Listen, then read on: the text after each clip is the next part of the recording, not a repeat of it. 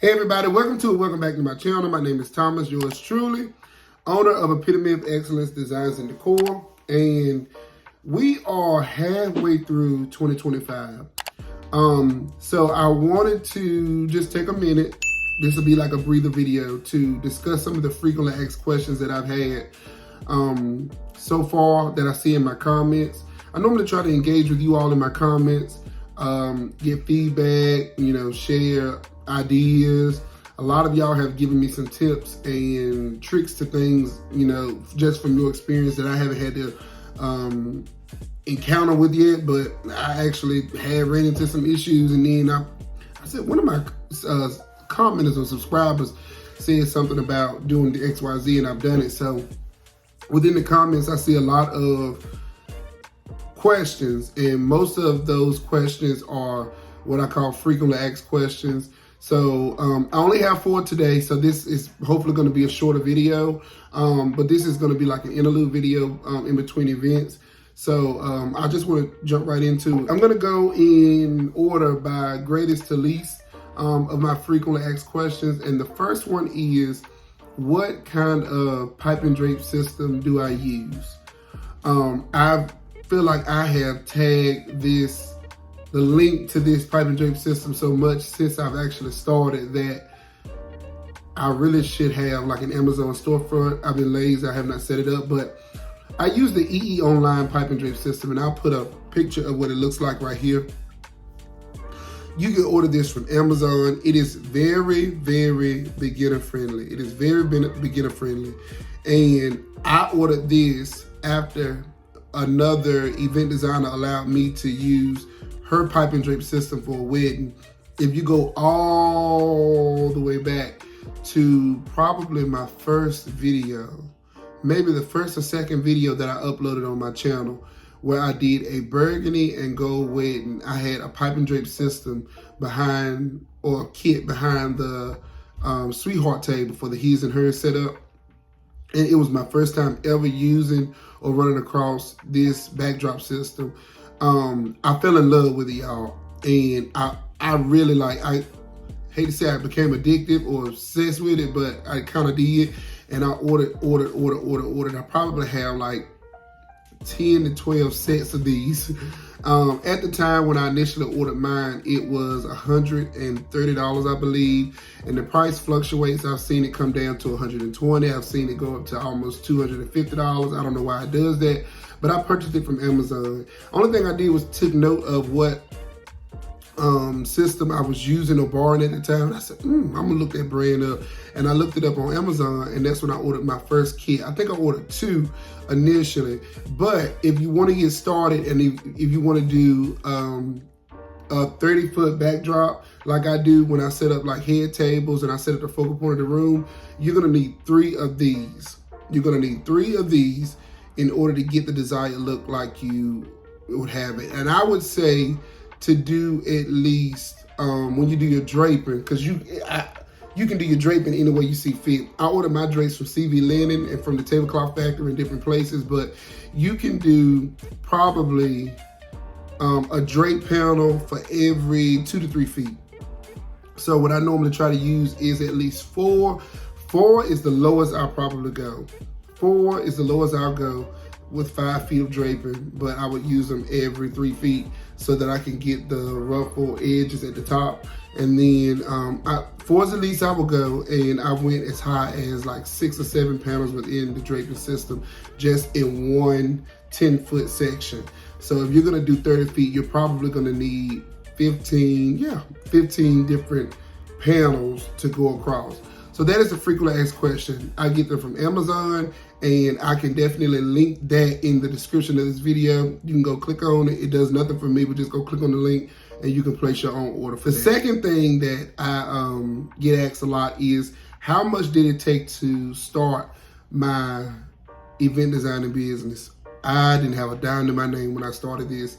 And I really didn't mean to get into doing it like I am now. I didn't realize it was a passion and a desire for me until I started doing it more frequently. But I didn't spend a dime of my own money. I would get inquiries for events, or family would say, hey, can you decorate this for me? And I would say, yeah, send me $300, send me $400. I would purchase all of the linen or whatever things I needed to decorate the event, and then I would execute it based off of what I had. So that's why a lot of my events look very, very minimalistic and cheap. That's the best word I can put. But I didn't spend any money. And I used most of my money that I made from clients, or the money that they paid for the event, to get the inventory that I needed, or the inventory that I desired. So that was a no-brainer for me. After every event, I accrued tablecloths, I accrued glasses. I think I've had anywhere between 400 to 500 drinking glasses, between drinking glasses and champagne glasses. I broke a lot of them when I moved storage units. I never used the champagne glasses, but you know, it was something that I used to offer the package. Stopped offering it because it was too much to wash 2 sets of glasses for clients after each event. So that's water under the bridge. But I didn't put any money in it. I used what I had, and if there was a need or a request from the client and they wanted me to use more or do more, then they had to pay more. So that's how I got started. Another question is, where do I get inventory? I recently started doing get ready with me videos for my events. And I started that maybe, I don't think it's been a year, maybe been a year, but yeah, it's been a year, where I would do an unboxing and show you all what I would use for my events, show you where I ordered it from, and just kind of talk through what my plan and my ideas are for the events. And my inventory comes from a number of places. All of what you see behind me is just a collection and an accrual of things over time. I think the most important thing that you need to be mindful of when you do plan to store event items or inventory is what you're going to store them in. This tote right here with these flowers, these are my favorite, and I keep all of my flowers, my utensils, plates, napkin ring holders, and frames here because those are like my prep items that I have to use prior to the event. So I like to have them here, that way I'm not hauling them from the storage to here to put something together and then taking them to the event. If I need to put something together, at best I'll have to go get the vases from my storage unit, bring them here and make centerpieces. But these are my favorite, and I got these from Walmart. I think I paid $10 for these right here. And then there's another brand that's right here. I got those from Target. Target had a good sale one time, and I think they were selling them for $5 a piece. And I love to have these because they have the clamps on the edge, and you can actually clamp down when you stuff them down. So it's my favorite thing to use. And then I have a bunch of like random totes that I purchased over time.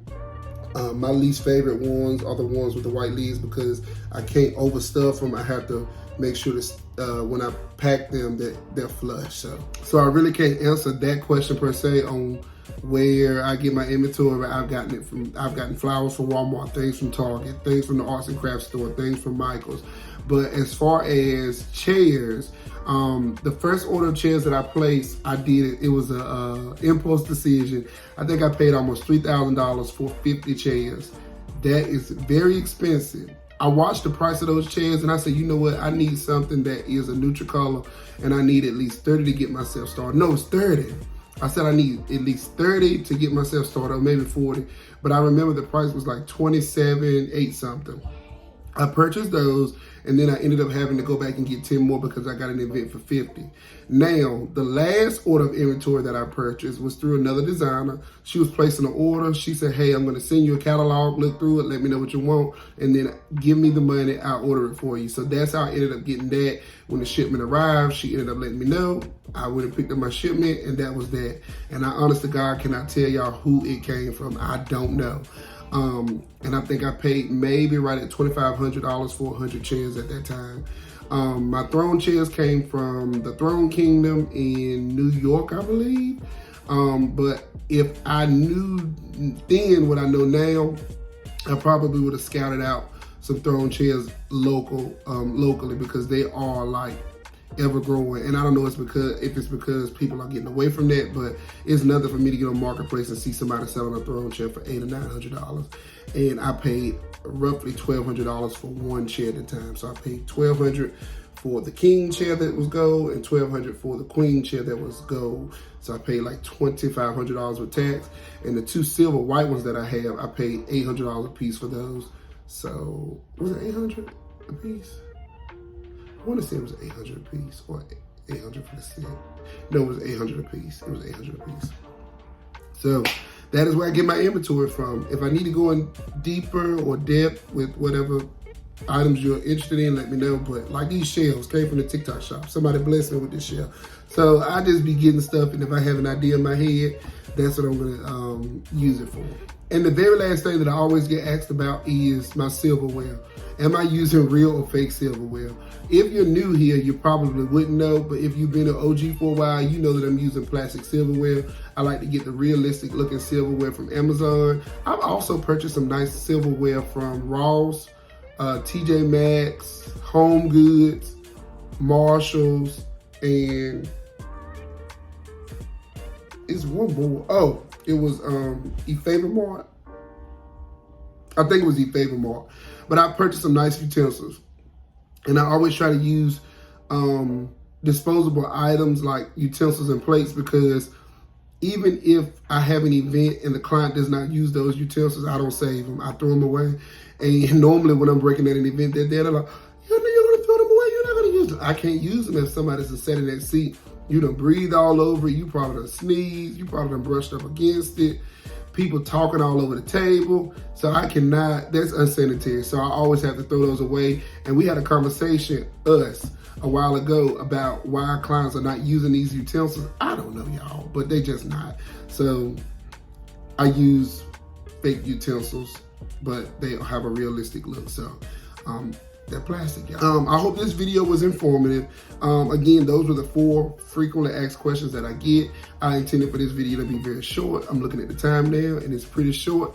Thank y'all again for even tuning in today. I know this is not my normal get ready with me or normal event execution, but these are the small behind the scenes things that make the great picture or make things come to life. So don't despise these videos, y'all. Don't despise the small beginnings. Look at these videos, share them, make notes off of them, and these are things that have helped me along the way, and I'm trying to help somebody else. So what I have, I try to share with you all. But y'all stay tuned. We'll have some more content like this coming in the future. Make sure before you leave, you hit the subscribe button and you click the notification bell so you get notified when I upload videos. It's normally every Sunday at 12 o'clock midnight. But like I said, for my OGs, y'all already know how we go. But for everybody else, if you're new, stick around. Let's see what we can do together.